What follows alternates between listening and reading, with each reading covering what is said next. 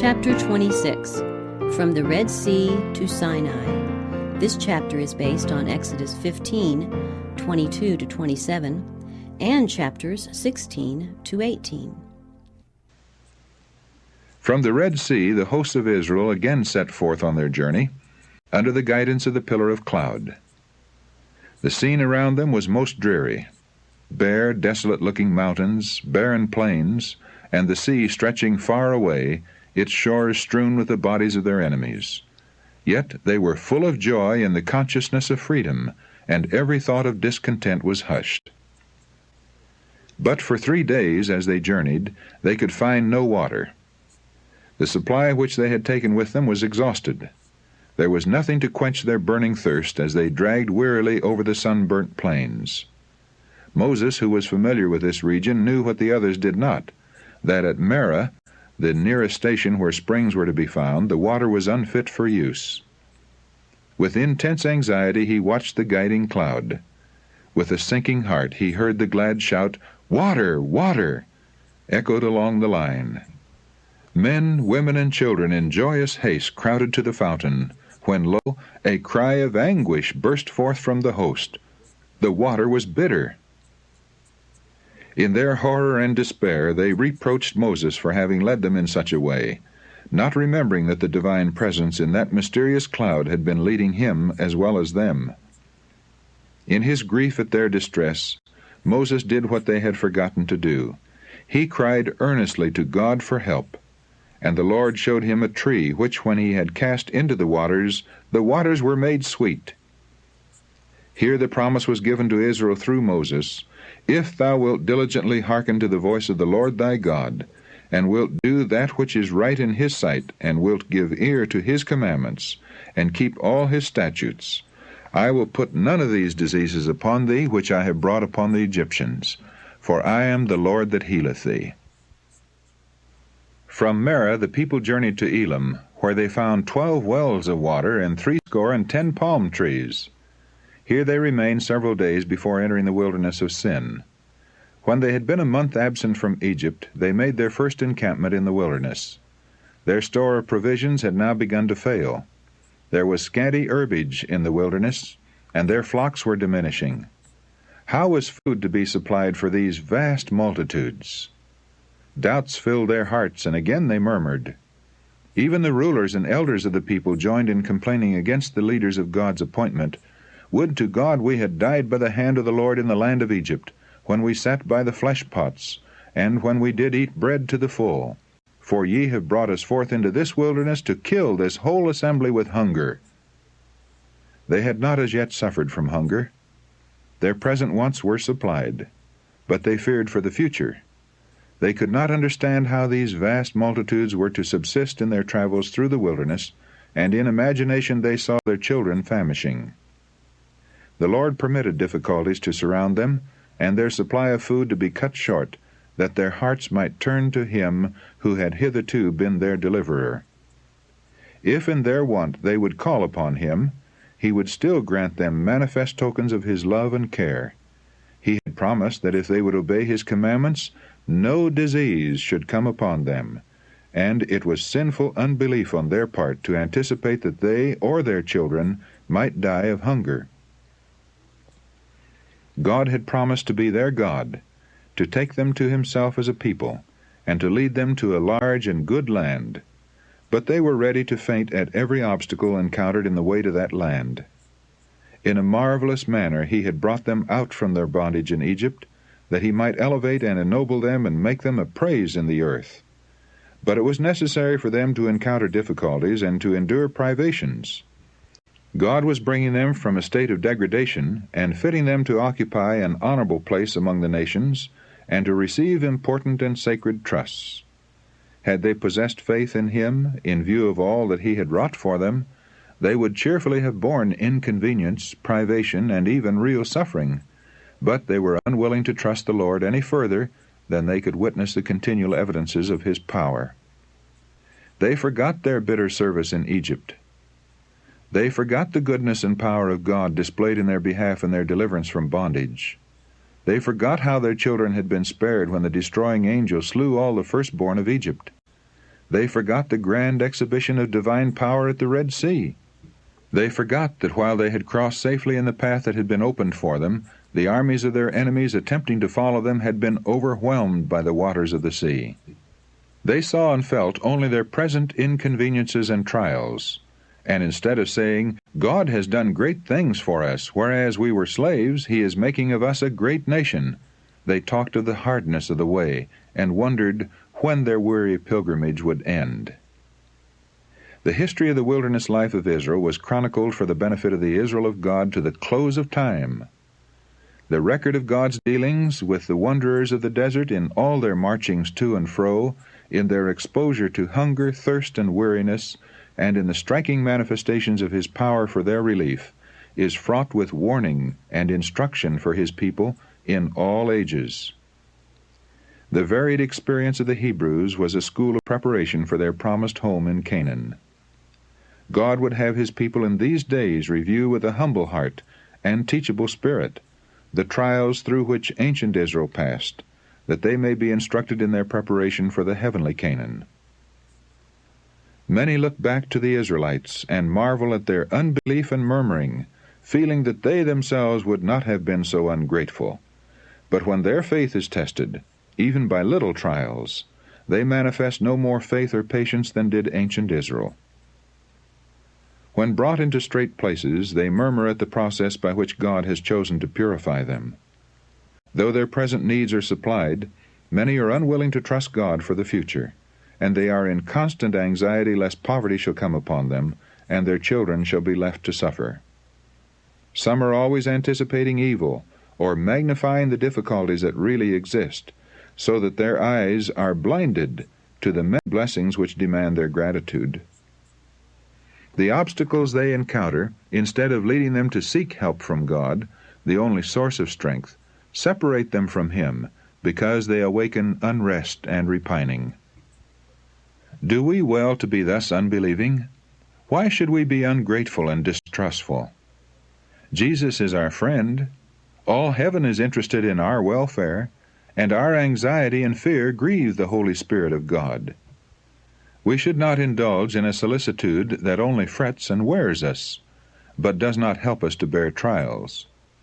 No place should be given to that distrust of God which leads us to make a preparation against future want the chief pursuit of life, as though our happiness consisted in these earthly things.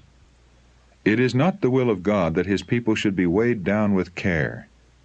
But our Lord does not tell us that there are no dangers in our path. He does not propose to take His people out of the world of sin and evil, but He points us to a never-failing refuge. He invites the weary and care-laden, "Come unto me, all ye that labor and are heavy laden, and I will give you rest." Lay off the yoke of anxiety and worldly care that you have placed on your own neck, and take my yoke upon you, and learn of me, for I am meek and lowly in heart, and ye shall find rest unto your souls. Matthew chapter 11, verses 28 and 29. We may find rest and peace in God, casting all our care upon Him, for He careth for us. See 1 Peter chapter 5, verse 7. Says the Apostle Paul, "Take heed, brethren, lest there be in any of you an evil heart of unbelief, in departing from the living God." Hebrews chapter 3, verse 12. In view of all that God has wrought for us, our faith should be strong, active, and enduring. Instead of murmuring and complaining, the language of our hearts should be, "Bless the Lord, O my soul, and all that is within me, bless His holy name. Bless the Lord, O my soul, and forget not all His benefits." Psalm 103, verses 1 and 2. God was not unmindful of the wants of Israel. He said to their leader, "I will rain bread from heaven for you." And directions were given that the people gather a daily supply, with a double amount on the sixth day, that the sacred observance of the Sabbath might be maintained. Moses assured the congregation that their wants were to be supplied. "The Lord shall give you in the evening flesh to eat, and in the morning bread to the full." And he added, "What are we? Your murmurings are not against us, but against the Lord." He further bade Aaron say to them, Come near before the Lord, for he hath heard your murmurings. While Aaron was speaking, they looked toward the wilderness, and behold, the glory of the Lord appeared in the cloud. A splendor such as they had never witnessed symbolized the divine presence. Through manifestations addressed to their senses, they were to obtain a knowledge of God. They must be taught that the Most High, and not merely the man Moses, was their leader, that they might fear his name and obey his voice. At nightfall, the camp was surrounded by vast flocks of quails, enough to supply the entire company. In the morning there lay upon the surface of the ground a small round thing, as small as the hoarfrost. It was like coriander seed, white. The people called it manna. Moses said, "This is the bread which the Lord hath given you to eat." The people gathered the manna, and found that there was an abundant supply for all. They ground it in mills, or beat it in a mortar, and baked it in pans, and made cakes of it. Numbers chapter 11, verse 8. And the taste of it was like wafers made with honey. They were directed to gather daily an omer for every person, and they were not to leave of it until the morning.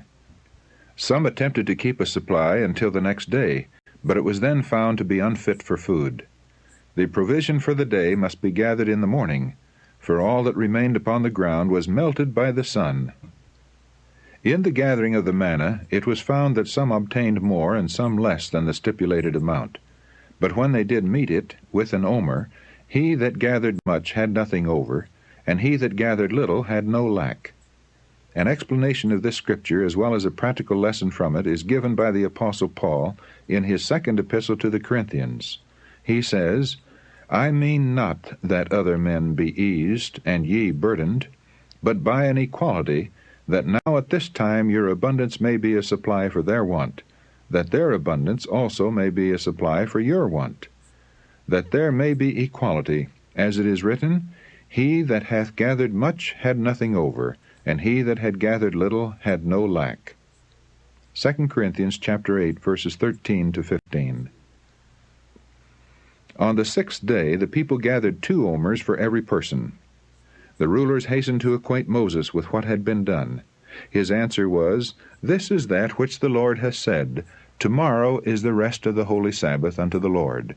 Bake that which ye will bake today, and seethe that ye will seethe, and that which remaineth over lay up for you to be kept until the morning."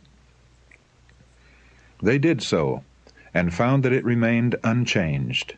And Moses said, "Eat that today, for today is a Sabbath unto the Lord. Today ye shall not find it in the field. 6 days ye shall gather it, but on the 7th day, which is the Sabbath, in it there shall be none."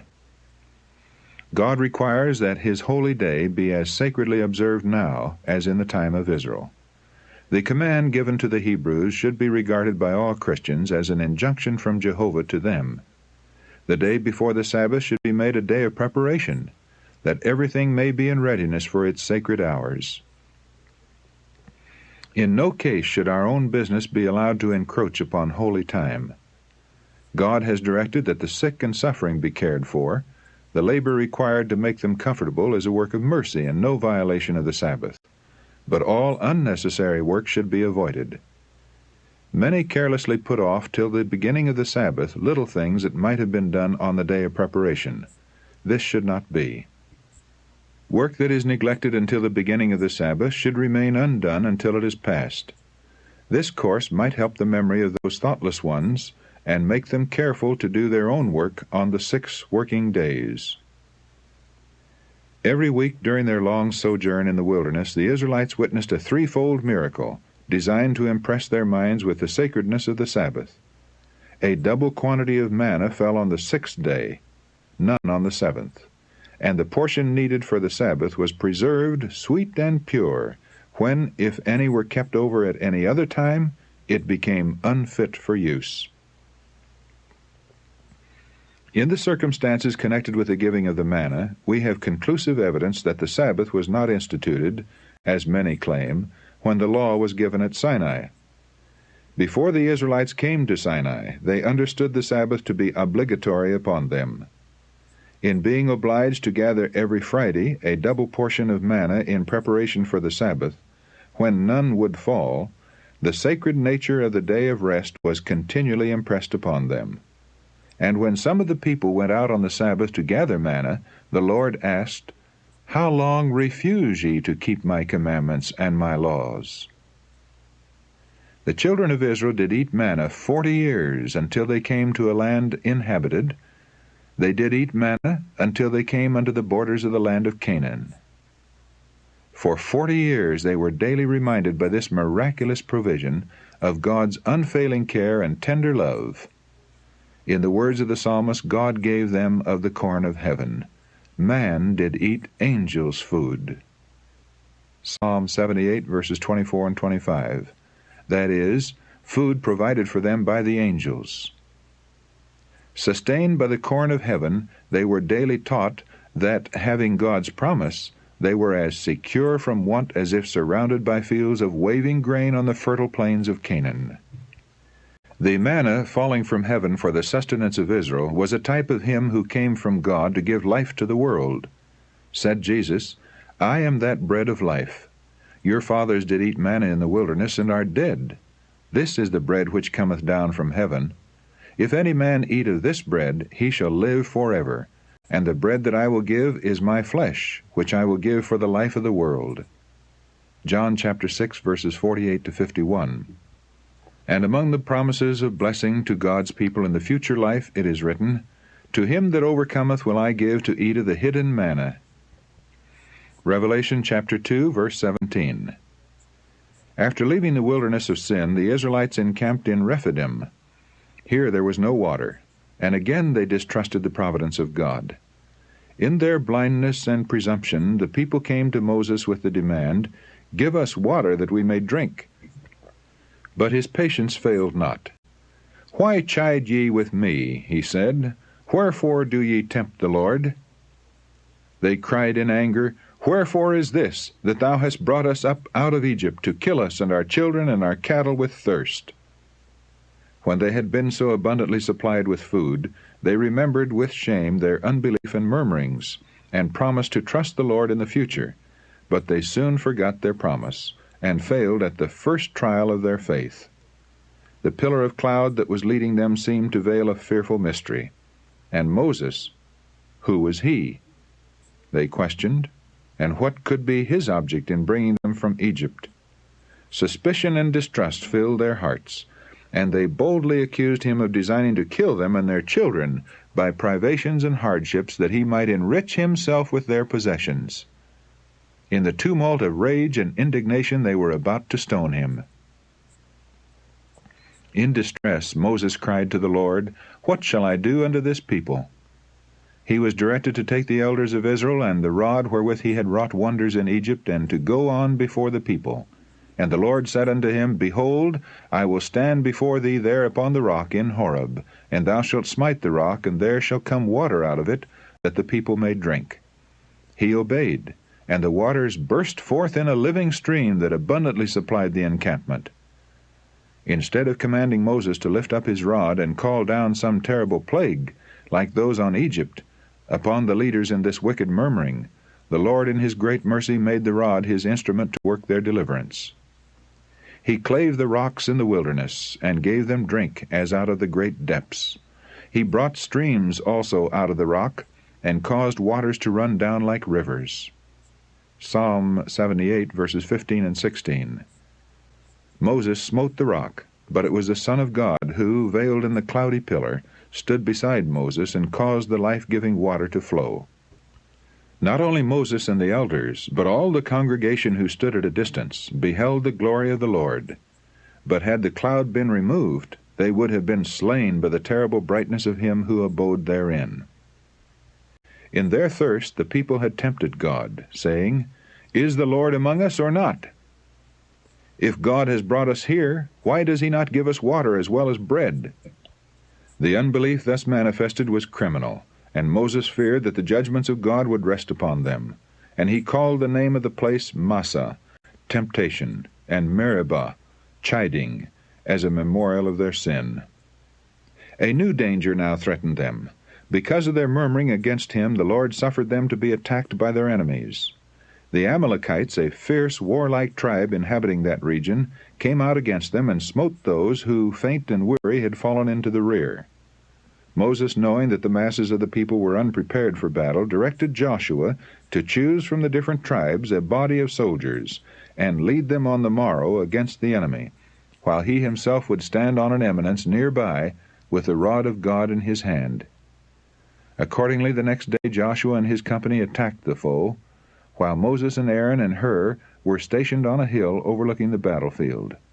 With arms outstretched toward heaven, and holding the rod of God in his right hand, Moses prayed for the success of the armies of Israel. As the battle progressed, it was observed that so long as his hands were reaching upward, Israel prevailed, but when they were lowered, the enemy was victorious. As Moses became weary, Aaron and Hur stayed up his hands until the going down of the sun, when the enemy was put to flight. As Aaron and Hur supported the hands of Moses, they showed the people their duty to sustain him in his arduous work, while he should receive the word from God to speak to them. And the act of Moses also was significant, showing that God held their destiny in his hands. While they made him their trust, he would fight for them and subdue their enemies. But when they should let go their hold upon him and trust in their own power, they would be even weaker than those who had not the knowledge of God, and their foes would prevail against them.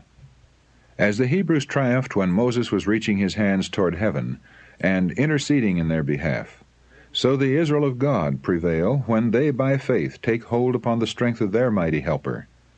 Yet divine strength is to be combined with human effort. Moses did not believe that God would overcome their foes while Israel remained inactive. While the great leader was pleading with the Lord, Joshua and his brave followers were putting forth their utmost efforts to repulse the enemies of Israel and of God. After the defeat of the Amalekites, God directed Moses, "Write this for a memorial in a book, and rehearse it in the ears of Joshua, for I will utterly put out the remembrance of Amalek from under heaven."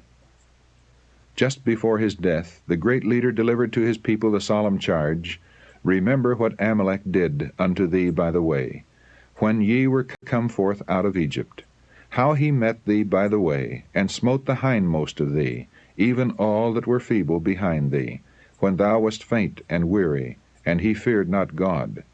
Thou shalt blot out the remembrance of Amalek from under heaven. Thou shalt not forget it." Deuteronomy chapter 25, verses 17 to 19. Concerning this wicked people, the Lord declared, "The hand of Amalek is against the throne of Jehovah." Exodus chapter 17, verse 16, margin. The Amalekites were not ignorant of God's character or of his sovereignty, but instead of fearing before him, they had set themselves to defy his power. The wonders wrought by Moses before the Egyptians were made a subject of mockery by the people of Amalek, and the fears of surrounding nations were ridiculed. They had taken oath by their gods that they would destroy the Hebrews, so that not one should escape, and they boasted that Israel's God would be powerless to resist them. They had not been injured or threatened by the Israelites. Their assault was wholly unprovoked. It was to manifest their hatred and defiance of God that they had sought to destroy his people. The Amalekites had long been high-handed sinners, and their crimes had cried to God for vengeance. Yet his mercy had still called them to repentance. But when the men of Amalek fell upon the wearied and defenseless ranks of Israel, they sealed their nation's doom. The care of God is over the weakest of his children. No act of cruelty or oppression toward them is unmarked by heaven. Over all who love and fear him, his hand extends as a shield.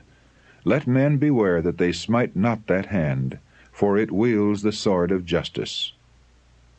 Not far distant from where the Israelites were now encamped was the home of Jethro, the father-in-law of Moses. Jethro had heard of the deliverance of the Hebrews, and he now set out to visit them and restore to Moses his wife and 2 sons. The great leader was informed by messengers of their approach, and he went out with joy to meet them, and the first greetings over, conducted them to his tent. He had sent back his family when on his way to the perils of leading Israel from Egypt, but now he could again enjoy the relief and comfort of their society. To Jethro he recounted the wonderful dealings of God with Israel, And the patriarch rejoiced and blessed the Lord, and with Moses and the elders he united in offering sacrifice and holding a solemn feast in commemoration of God's mercy. As Jethro remained in the camp, he soon saw how heavy were the burdens that rested upon Moses. To maintain order and discipline among that vast, ignorant, and untrained multitude was indeed a stupendous task. Moses was their recognized leader and magistrate, and not only the general interests and duties of the people, but the controversies that arose among them were referred to him. He had permitted this, for it gave him an opportunity to instruct them. As he said, "I do make them know the statutes of God and his laws." But Jethro remonstrated against this, saying, "This thing is too heavy for thee. Thou art not able to perform it thyself alone. Thou wilt surely wear away." And he counseled Moses to appoint proper persons as rulers of thousands, and others as rulers of hundreds, and others of tens. They should be able men, such as fear God, men of truth, hating covetousness. These were to judge in all matters of minor consequence, while the most difficult and important cases should still be brought before Moses, who was to be to the people, said Jethro, to Godward, that thou mayest bring the causes unto God. And thou shalt teach them ordinances and laws, and shalt show them the way wherein they must walk, and the work that they must do. This counsel was accepted, and it not only brought relief to Moses, but resulted in establishing more perfect order among the people. The Lord had greatly honored Moses, and had wrought wonders by his hand, but the fact that he had been chosen to instruct others did not lead him to conclude that he himself needed no instruction. The chosen leader of Israel listened gladly to the suggestions of the godly priest of Midian, and adopted his plan as a wise arrangement. From Rephidim the people continued their journey, following the movement of the cloudy pillar. Their route had led across barren plains, over steep ascents, and through rocky defiles. Often as they had traversed the sandy wastes, they had seen before them rugged mountains like huge bulwarks piled up directly across their course, and seeming to forbid all further progress. But as they approached, openings here and there appeared in the mountain wall, and beyond another plain opened to view. Through one of the deep gravelly passes they were now led. It was a grand and impressive scene. Between the rocky cliffs, rising hundreds of feet on either side, flowed in a living tide, far as the eye could reach, the hosts of Israel with their flocks and herds. And now before them in solemn majesty Mount Sinai lifted its massive front. The cloudy pillar rested upon its summit, and the people spread their tents upon the plain beneath. Here was to be their home for nearly a year. At night the pillar of fire assured them of the divine protection, and while they were locked in slumber the bread of heaven fell gently upon the encampment. The dawn gilded the dark ridges of the mountains, and the sun's golden rays pierced the deep gorges, seeming to these weary travelers like beams of mercy from the throne of God. On every hand vast rugged heights seemed in their solitary grandeur to speak of eternal endurance and majesty. Here the mind was impressed with solemnity and awe. Man was made to feel his ignorance and weakness in the presence of him who weighed the mountains in scales and the hills in a balance. Isaiah chapter 40, verse 12.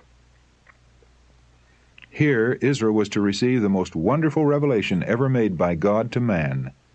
Here the Lord had gathered his people, that he might impress upon them the sacredness of his requirements, by declaring with his own voice his holy law. Great and radical changes were to be wrought in them, for the degrading influences of servitude and long-continued association with idolatry had left their mark upon the habits and character. God was working to lift them to a higher moral level by giving them a knowledge of himself.